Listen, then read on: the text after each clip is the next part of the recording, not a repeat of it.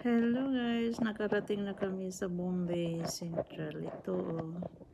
Panoorin nyo guys itong view na ito sa Bombay City.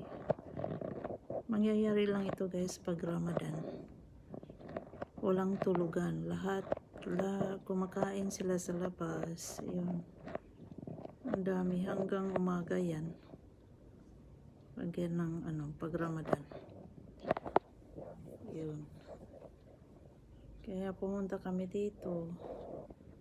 Kung gusto ko yung makita ang yung pag Ramadan time na napaka-crowd dito pag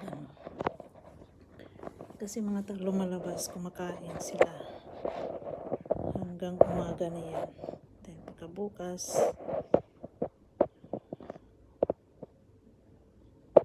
matutulog mga tao.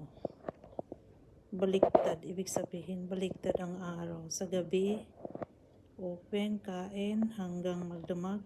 Pagka-araw matutulog kasi fasting. Ayan siya. Dito. Tagal na hindi ako nakabalik dito. Ilang years na. Isang oras ang travel galing sa tinitira namin sa Bandra.